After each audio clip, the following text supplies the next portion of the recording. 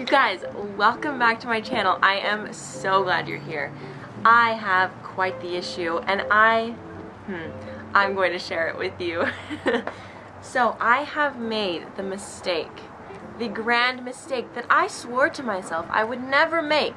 And for a long time I was actually in denial that I did this, but I'm going to admit my fault because maybe you have experienced this too. So let's just talk about this.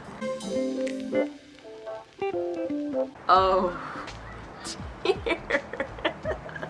Oh my god, you guys, I overwatered my pothos. I swore to myself, like I said, I would never do this, but I freaking did it. And look what happened. Can you see that nastiness?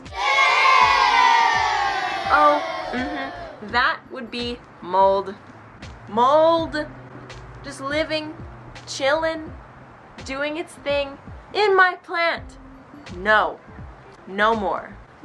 I need to fix this. Let me show you what I'm gonna do. If this mold happened because the soil stayed too wet for too long, the plant could also have root rot. I haven't lifted the hood just yet. And the way that I'm going to do this is I'm going to completely take the plant out of its station here, the pot, and I'm going to clean off the roots, and I'm just going to give it some new soil that drains a lot better. Now, when I potted up this plant, I thought that I gave it well-draining soil, but I stand corrected, I did not. And also, it sat in a very low light place in my classroom, and I watered it because it looked droopy, and I did not completely check the soil before I did so. Rookie mistake. But we've all done it, so I'm just going to show you how I'm going to fix it just in case you ever run into this issue. Nice. Got the plant down here.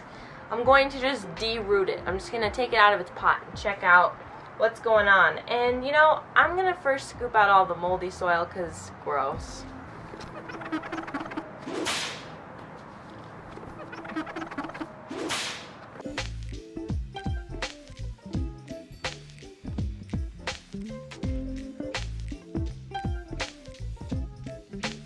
Now I'm going to completely remove all of the soil from the roots. The reason that I'm doing this is because if I was to just, itchy.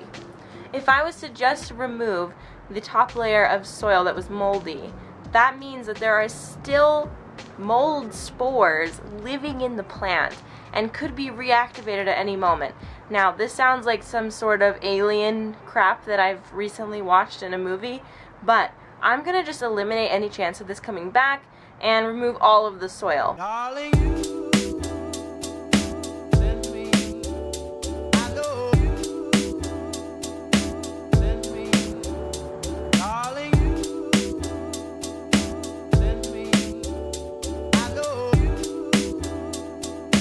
send me, darling, you send me, darling, you.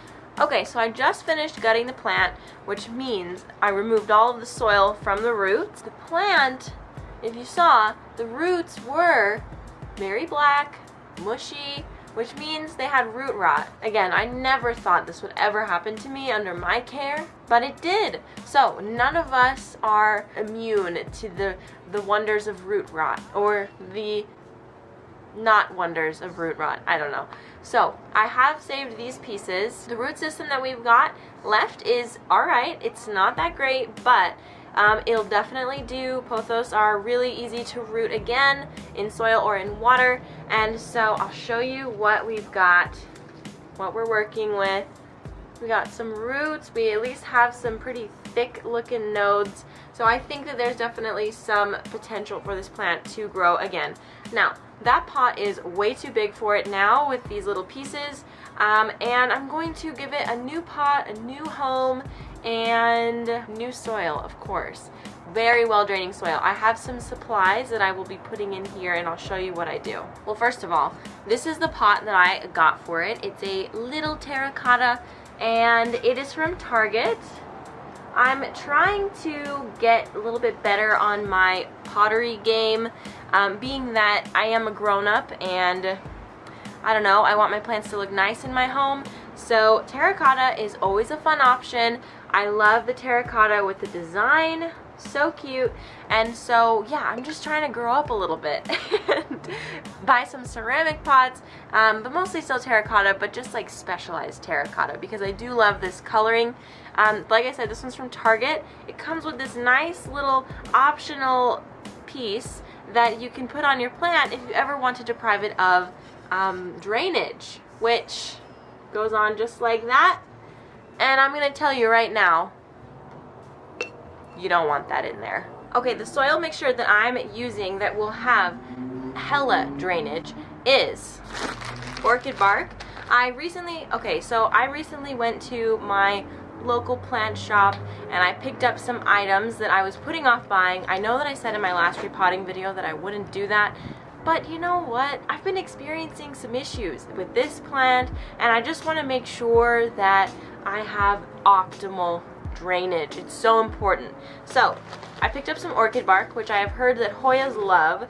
So in an effort to make my Hoyas as happy as possible, I picked up some orchid bark. It looks a little bit like this if you haven't seen it before. I also picked up pumice, which is like wet rocks. For some reason they're wet, but I think that that's, whoa, did you see that dust? But I think that's okay. This is what pumice looks like.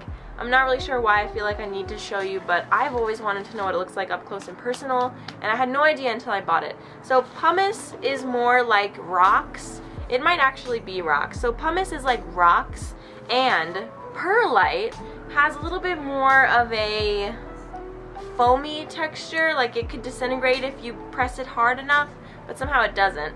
But anyway, so I feel that adding pumice to my potting mix will make it really well draining, as well as this orchid bark, and of course my secret ingredient, horticultural charcoal, which I definitely recommend if you want to avoid root rot, which is awkward because I'm doing this video about root rot, but maybe I didn't put enough in on this one, or maybe it was just out of my hands, I don't know. I'm going to mix all of these things together.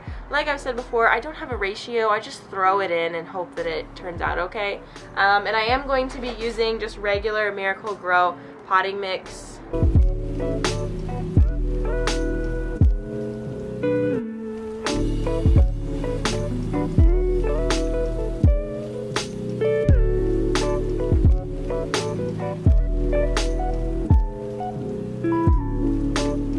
Alright you guys, that is all I have for this video. I have repotted her. She hopefully will be really happy in this new pot with much better drainage this time. Well-draining soil is the #1 way to avoid root rot and mold in your soil. And if you do see mold in your soil, you definitely need to switch out all of the soil just in case there are any more of those spores living in there. The mold is not bad for your plant, it's just kind of gross and you just don't want to see that. So I just really wanted to get it in a new home, and I did, and I really hope that it likes it. So if you liked this video, please give it a thumbs up, subscribe to my channel. I would love for you to join our little family here, and I will see you in the next one. Bye guys.